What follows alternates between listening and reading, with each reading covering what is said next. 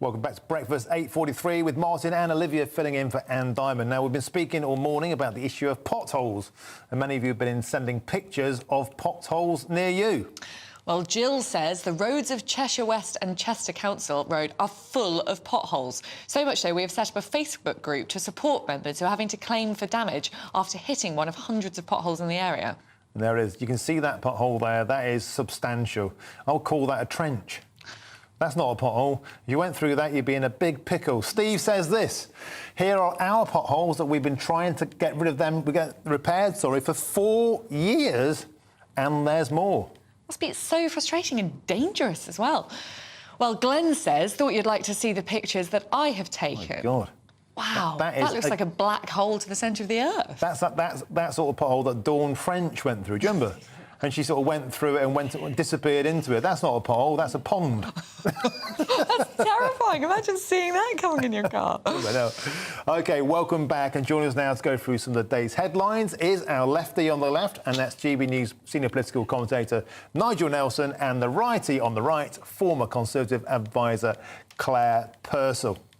But first, let's bring you up to date with what some of the newspapers are covering this morning. And the Telegraph leads with Suella Braverman's scheme to get Rwanda flights off the ground in a scathing op-ed. The Times reports on benefit claimants losing their right to free NHS prescriptions. And the Eye also leads with the crackdown on benefits. Meanwhile, the Financial Times is covering Xi Jinping's visit to the United States. And the Soaraway Sun reports on a police force warning staff that using the word policeman could be breaking the law.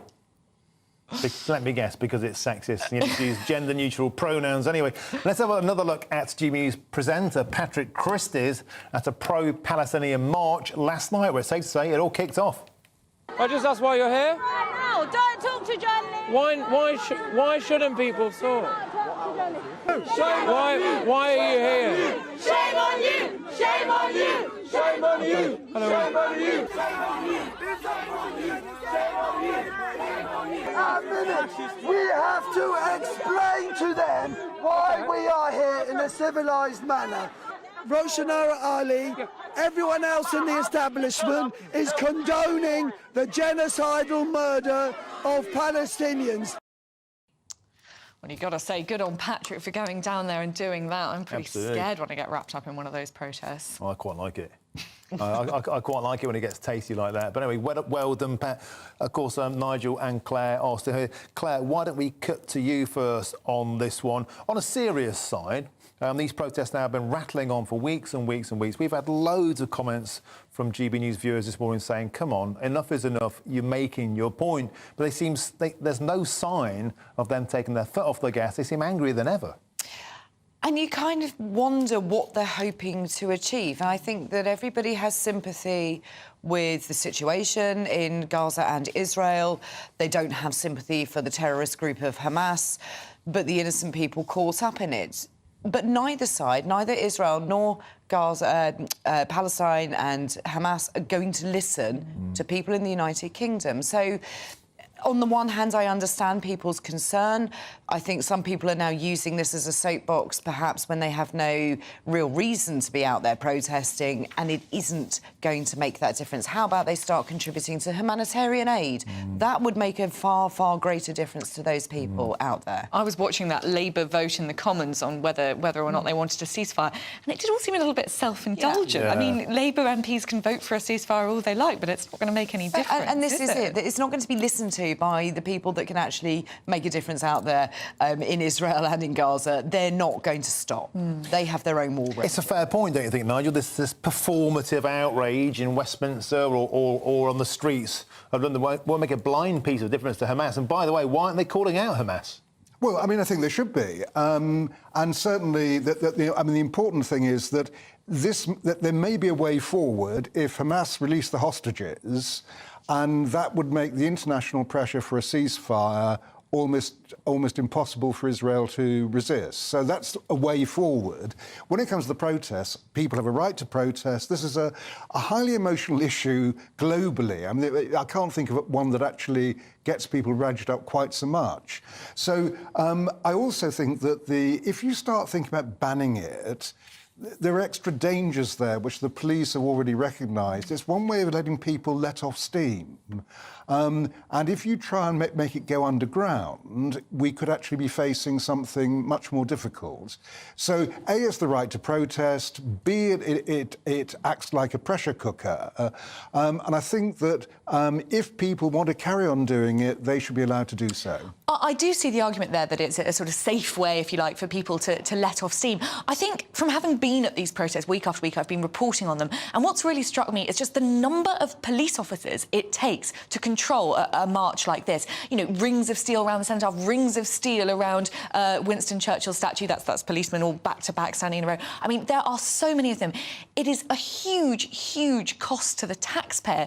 Is it a sensible use of taxpayer resources to just be having to send all these policemen out week after week after week? Isn't there better uses of that money? And I'll add to that, they just stand by and watch. They don't stop the protests or nick anybody. They watch and go, on you go, lads, including when they go on top of war memorials. On the first point, in a free country, it's a price worth paying. On the second point about how they police the protests, I think that because of the operational independence of the police, you have to allow them to work on the ground as they see fit. So, indeed, they will police different protests differently. Why? They don't always get it right. Why?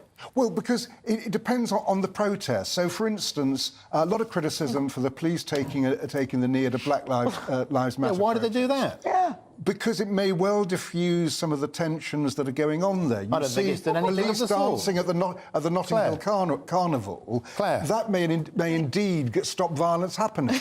OK, so you're saying that is perfectly acceptable to treat the Black Lives Matter protest by taking the knee and sort of bowing down to that community because it might relieve some tension. How about the police don't wade into political arguments and just do the job that they're there to do? But Claire, the basic point is policing is all about trying to keep order and to ensure public safety. And you think... Well, it could be. If they actually do things that enhance that, that surely is for the good. And you must allow them the leeway to make that decision in the moment on the ground. So you would rather see them taking the knee in front of a crowd than actually just dealing with any public order offences, as we saw with those protests.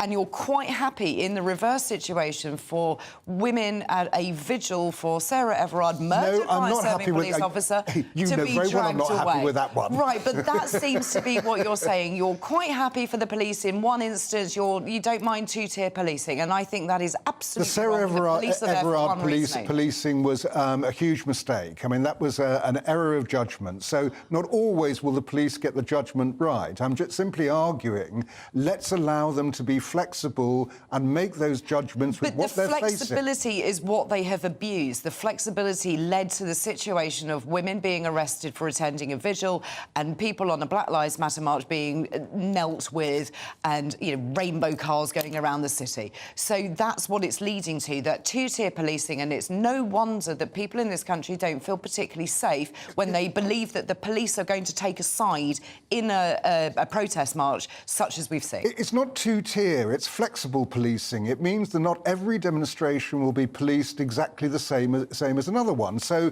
if you take Saturday's demonstration, for instance, when you had right-wingers who were throwing missiles at the police, just there for trouble, the police were able to police that one differently from the 300,000 pro-Palestinian protesters who turned out and were largely, not entirely, but largely well-behaved. And when those protesters on the largely peaceful pro-Palestine march were chanting anti-Semitic abuse in the street, the police seemed to do nothing, but they were quite happy to go and take some beer off individuals in Whitehall.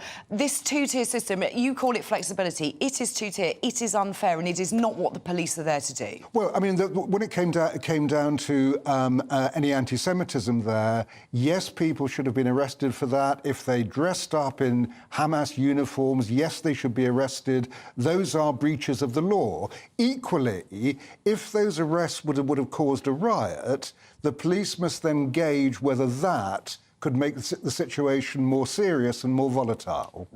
And it's also led to the situation of police having photographs with children dressed up as Hamas-supporting terrorist sympathisers. That in no way should happen. I mean, you can't see that that's going to be a good thing for police officers to stand there having photographs with children dressed up or with individuals with anti-Semitic signs, dressed up in garb that is offensive in this country.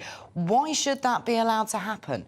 It wouldn't happen in any other culture. It wouldn't happen in any other protest. They're not dressing up in a football shirt when there's a football match, are they? No, they're there to uphold the law and get peace installed on the streets, and that's what they're not doing. OK, guys, we run out of steam.